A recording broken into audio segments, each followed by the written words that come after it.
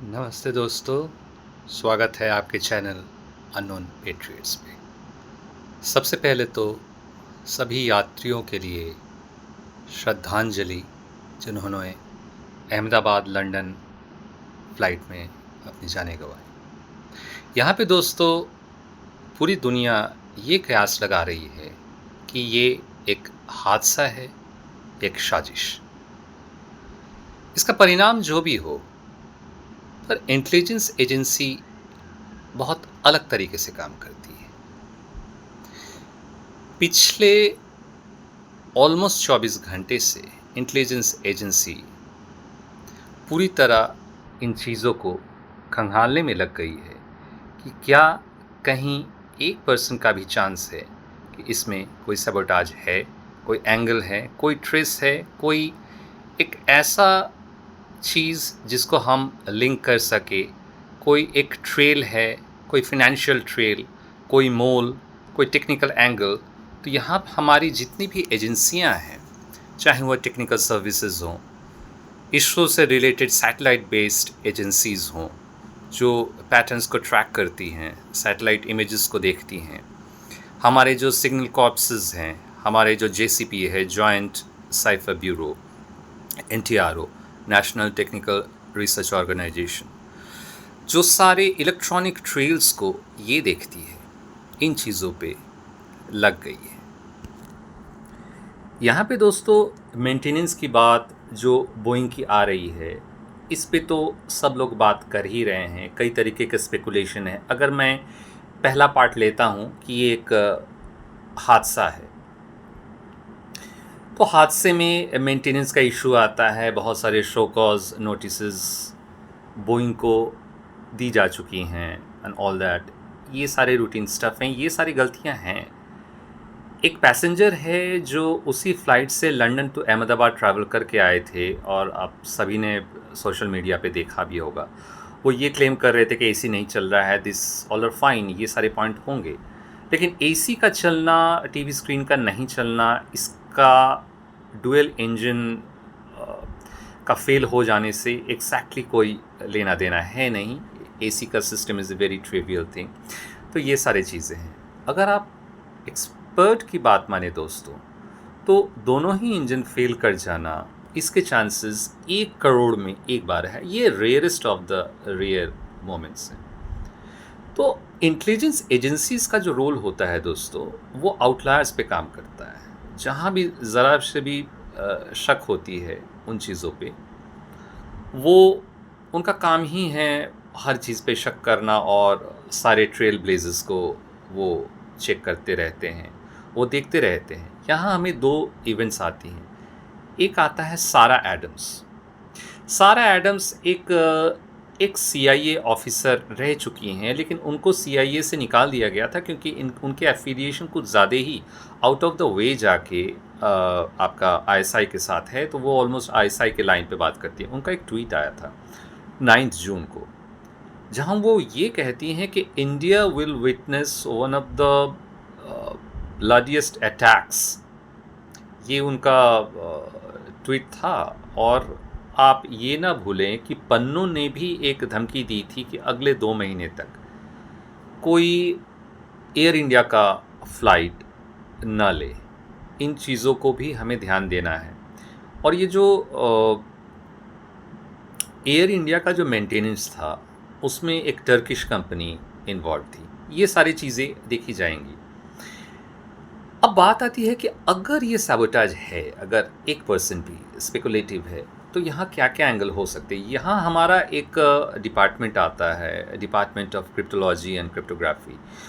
वो क्रिप्टोलॉजिकली ये देखने का कोशिश ये कर रहा है कि कोई cyber teams in the dark net पे, तो डार्क नेट पे ये जितने भी साइबर ग्रुप्स होते हैं, टॉप लेवल के जो साइबर ग्रुप्स होते हैं, वहाँ पे सारी चैटर्स होती हैं कि कोई एक आईएसआई के पास उनका अपना इन हाउस ऐसा कोई साइबर कैपेबिलिटी है नहीं। ये हमें हमारे एजेंसीज़ को पता है। सो अगर आपको कोई डीप स्टेट का हेल्प लेना है, अगर आपको कोई एक साइबर अटैक, मान लेते हैं एक साइबर अटैक अगर आपको प्लान करना है, रिमोटली इफ़ पॉसिबल, इसमें भी स्पेकुलेशन है, तो आपको हायर करना पड़ेगा। तो बेस्ट ऑफ द जो हैकर्स होते हैं इनसे आप कांटेक्ट करते हैं through crypto in the dark web. तो इस चीज़ पे ध्यान दी जा रही है। अब हम आते हैं कि रिमोटली क्या ये पॉसिबल है।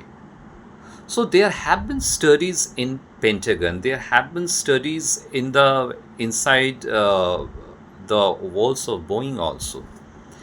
कि there are possibilities इन चीज़ों को सिमुलेट करके भी देखा गया था कि there are possibilities कि इनकी जो बोइंग की जो बैटरीज हैं ये vulnerable हैं to cyber attacks.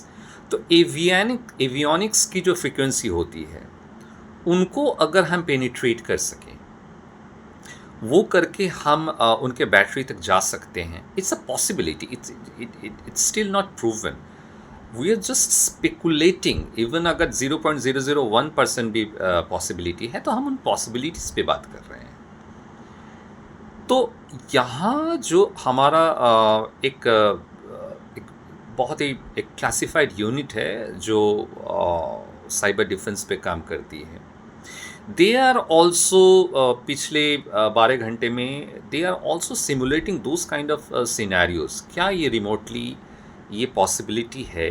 क्या जो हमारा जो डिज़ाइन है पूरे बोइंग के डिज़ाइन एंड एवियनिक्स को, उन चीज़ों को सिमुलेट करके they are trying to like जिसको बोलते हैं कि एक they are playing a game of poker. कि सपोज़ मैं एक इंट्रूडर हूँ और मैं आपके एक वर्ल्ड सिस्टम को अटैक करना चाह रहा हूँ, तो इज़ इट पॉसिबल? क्योंकि ऐसा भी नहीं है कि जो एवियनिक्स के जितने भी ये जो कोड्स होते हैं ये बहुत सिक्योरिटी गार्डेड होते हैं। ये पॉसिबल नहीं है एक मूवीज़ की तरह कि आप इंट्रूड करके अंदर उनके कमांड सेंटर के अंदर चले जाएं और किसी फाइल से निकालिए, ऐसा नहीं होता है। ये तभी पॉसिबल है कि कोई सैटेलाइट बेस्ड कमांड सिस्टम से आप you are actually able to do those high value calculations and computations जिससे आप हमारे एवियनिक्स को हैक कर सकते हैं। इस पे दोस्तों हमारा एक ये भी आता है कि अगर मैं बात करूँ, हमारे जो चीफ ऑफ डिफेंस स्टाफ थे, first chief of defence staff general Bipin Rawat, उनकी जो डेथ की इंक्वायरी हो रही है, जो वेलिंगटन में उनकी जो डेथ हुई थी हेलीकॉप्टर क्रैश पे, उनके डेथ के समय भी इस चीज़ पे एक committee, high level very top secret committee बनी थी और उसके रिपोर्ट्स भी आ गए हैं and they are very very classified. और आई कैन एश्योर यू कि अगर उसमें ऐसी कोई वल्नरेबिलिटी या कोई रोल पाया गया होगा, मे बी चाइनीज़ और वट एवर, मैं कमेंट नहीं करना चाहता हूँ, तो वो रोल कभी पब्लिक में आएगी नहीं। वो पब्लिक में यही बताया जाएगा कि ये पाया गया कि वो एक हादसा था। ये सारी बैक चैनल डिस्कशंस होती हैं, ये सारी बैक चैनल्स बातें होती हैं, क्योंकि आपका भी वल्नरेबिलिटी जो है वो दुनिया में बहुत ज़्यादा दिखनी नहीं चाहिए, तो इसके अपने कुछ लिमिटेशंस होते हैं। लेकिन हाँ, बैक डोर में बैक चैनल्स पे और हमारे जो भी साइबर टीम्स हैं वो इन वल्नरेबिलिटीज़ को देखने की कोशिश कर रही है कि क्या ऐसा वल्नरेबिलिटी है कि जो कहा जा रहा है कि ये बैटरी को हैक किया जा सकता है। कि लेमैन तो सोशल मीडिया पे कुछ भी बोल सकते हैं कि ये हैकेबल है, बट इट्स लाइक सेइंग कि हमारा जो ईवीएम मशीन है वो हैकेबल है, वो तो राहुल गांधी भी बोल देते हैं। बट टू डेमोन्स्ट्रेट इट कि हम हमारे जो टॉप लेवल के जो हैकर्स हैं, क्या वो भी इस चीज़ को अपने एंड से हैक कर पा रहे? अगर कर पा रहे हैं तो कोई दूसरा भी कर सकेगा। वंस इट इज़ डेमोन्स्ट्रेटेबल कि ये हैक हो सकता है, तो इट्स वेरी मच पॉसिबल कि कोई दूसरा भी उसी लेवल का हाई आईक्यू का हैकर होगा जो दूसरे एंड से भी बैठ के हैक कर रहा होगा। ये एक बात हो गई, ये हो गई सैबोटाज का द टेक्निकल पार्ट। दूसरी बात आती है कि टूल किट भी एक्टिव है ये दिखाने के लिए कि हमारा जो पूरा जो एविएशन सेक्टर है वो कितना ब्रिटल है, वो कितना चरमराया हुआ है, उसमें कोई सिक्योरिटी नहीं है। तो ये एक टूल किट जो है वो पूरे दुनिया में जो नहीं चाहती कि हमारा एविएशन सेक्टर जो है वो आगे बढ़े। अच्छा, इसमें एक एंगल आपने देखा होगा, अगर मान लेते हैं कि ये एक सैबोटाज है, तो अहमदाबाद से फ़्लाइट, तो अगर ये सैबोटाज है और इसे क्रैश कराया गया, तो ये देखिए कि अहमदाबाद से एक फ़्लाइट उड़ती है, उसे क्रैश कराया जाता है। तो ये एक तरीके का काइंड ऑफ एक रिवेंज होगा, ये एक मैसेजिंग होगी कि मोदी की जगह में अहमदाबाद में आपने एक प्लेन को क्रैश करा दिया, उसमें 51 ब्रिटिश नेशनल्स थे, 7 पोर्तुगीज़ थे, कैनेडियन एंड विदेशी थे, तो आपने उस चीज़ को इंटरनेशनलाइज कर दिया। हमारा जो ग्रोइंग जो एविएशन सेक्टर है उसको आपने बहुत बड़ा धक्का पहुंचाया। आपने हो सकता है कि डेलिबरेट ये भी था कि आपने टाटा ग्रुप को डेंट पहुंचाया कि टाटा, आप देखिए कि टाटा जो है वो इन हाउस डोमेस्टिक प्लेन्स को मैन्युफैक्चरिंग करने जा रहे हैं।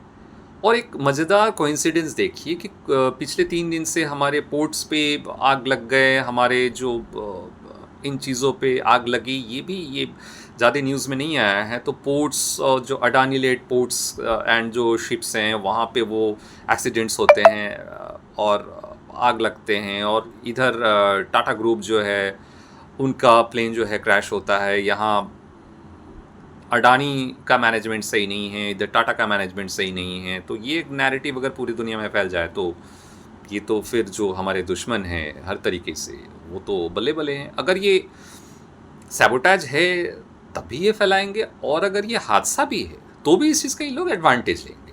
तो हर चीज़ में ये लोग एडवांटेज ही लेंगे। ये टर्किश एयरवेज़, ये जो एमिराट्स हैं, जितने भी इन लोग का ये है, ये $100 बिलियन का जो ये एक ये इंडस्ट्री है। और अगर हादसा भी है तो टूल किट एक्टिव है आपको बदनाम करने के लिए कि आप एयर इंडिया का फ़्लाइट ना लें। तो इन सोशल नैरेटिव और ये जो 5th जनरेशन वॉर प्रोपेगेंडा है, इन चीज़ों से भी हमें बचना है। और एक ट्रिविया मैं बात करता हूँ, ये जो मिस्टर विश्वास हैं, विश्वास रमेश, एंड आई मीन अगर वो बच गए तो मतलब ये एक मिरेकल है, दैट्स अ फैक्ट। लेकिन मैं एक इंटेलिजेंस एजेंसीज के माइंडसेट की मैं बात करता हूँ। जैसे मैंने कहा कि कोई भी एक आउटलायर घटना घटती है, आउटलायर घटना मतलब एक एक्स्ट्राऑर्डिनरी घटना, जिसे once in a blue moon भी कहते हैं, कि लाखों करोड़ों अगर आप चांस लेते हैं प्रोबेबिलिटी में, प्रोबेबिलिटी थ्योरी में एक जैसे एक ब्लैक स्वान मोमेंट कहा जाता है, इसका टेक्निकल मीनिंग कि लाइक एक मिलियन ऑफ अगर आप टॉस करते हैं और अगर आप मिलियन टाइम्स एक डाइस को रोल करते हैं, एंड देन एक प्रोबेबिलिटी ऑकर होता है कि इतने टाइम्स से 6 आएंगे और इतने टाइम्स से 4 आएंगे, लाइक दैट। मैं एक एग्जांपल दे रहा हूँ। तो वो एक ब्लैक स्वान इवेंट बोला जाता है, एक आउटलायर बोला जाता है। और अगर ऐसा है तो इंटेलिजेंस एजेंसी इन जो आउटलायर एक्स्ट्राऑर्डिनरी इवेंट्स हैं इनको बहुत सीरियसली लेते हैं। मिस्टर विश्वास का बच जाना, एक जान बच गई, बहुत अच्छी बात है, लेकिन इंटेलिजेंस एजेंसीज की कान इसमें भी खड़ी होगी, एक्स्ट्राऑर्डिनरी इवेंट है कि वो बच गए। कैसे बचे? वो बाहर निकल के आ गए, उनका मोबाइल भी सुरक्षित है। स्कूटी से भी कोई गिर जाता है तो इससे ज़्यादा लोगों को चोट लगती है। और विदिन 5 सेकंड के अंदर जब वो क्लेम करते हैं कि वो गिरते देखा, उन्होंने इमरजेंसी एग्जिट खोली, तो इनकी क्या ट्रेनिंग है? क्या इनकी कोई आर्मी ट्रेनिंग है? इनका क्या है? तो इंटेलिजेंस एजेंसीज आप लिख के रखिए, इनकी पूरी कुंडली खंगालेगी। मैं ये नहीं दावा कर रहा हूँ कि इनका कोई इल इंटेंशन रहा होगा, बट हाँ, मैं इंटेलिजेंस एजेंसीज का काम करने का एक तरीका बता रहा हूँ कि इंटेलिजेंस एजेंसीज 200% इस बंदे की पूरी कुंडली निकालेगी कि ये बंदे का पूरा ट्रैक रिकॉर्ड क्या है, कहाँ से पढ़ाई की, क्यों आया इंडिया, क्यों जा रहा है, हर चीज़ का ये रखेगा। आगे दोस्तों इन चीज़ों पे और क्या लेटेस्ट डेवलपमेंट होती है, टेक्निकल टीम्स एंड जो साइबर डिफेंस टीम्स हैं और जो हमारे इंटेलिजेंस एजेंसीज के टेक्निकल रिकॉन्सा हैं, NTRO हैं, इनसे चीज़ें क्या छन के आती हैं, इन चीज़ों के बारे में हम आगे बात करते रहेंगे। इस चीज़ घटना पे मेरी नज़र बनी रहेगी। तब तक इस चैनल को लाइक, शेयर एंड सब्सक्राइब कर लें। मैं आज्ञा चाहता हूँ। आनंद रूपम। जय हिंद, जय भारत।